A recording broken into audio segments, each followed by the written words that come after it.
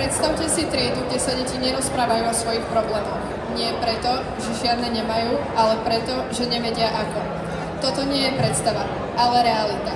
Podľa štúdií Európskej únie z roku 2023 každé tretie dieťa zažíva šikanu. My sme EMDO a rozhodli sme sa, že prevencia nebude prednáška, bude to zážitok. Na školách sme zažili mnoho preventívnych programov, ktoré často končia pasivitou. Žiaci počúvajú, ale nezapájajú sa.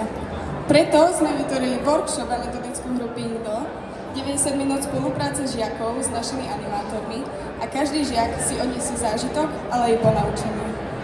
Neostali sme iba pri nápade, úspešne sme zrealizovali workshopy s približne 400 žiakmi a ďalší na nás práve čakajú. Spätná väzba?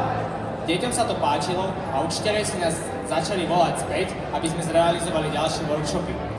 Na Slovensku je ešte približne 2000 základných škôl a v tomto je potenciál nášho produktu.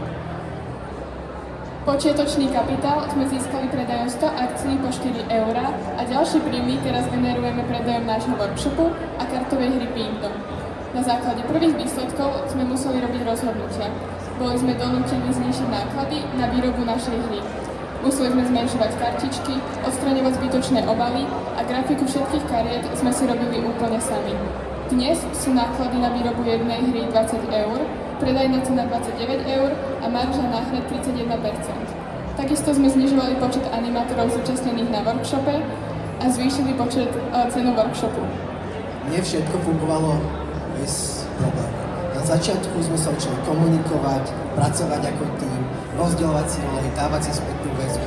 Časom sme sa to ale však naučili. Neskôr sme ale zistili, že náš nápad je komplikovaný. Téma je príliš citlivá, potrebovali sme dobrý priestor, naučiť sa, ako sa s deťmi zaobchádzať.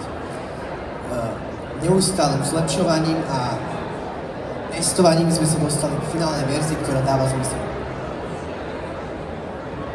Náš model vidíme ako škálovateľný. Máme potenciál rozvíjať sa v rôznych oblastiach, na druhý stupeň základných škôl alebo rozpracovať ďalšie problémové témy. Naša originálna hra umožňuje pokračovať v prevencii bez nás. Našou víziou je rozšíriť EMDO do rodín a do ďalších škôl.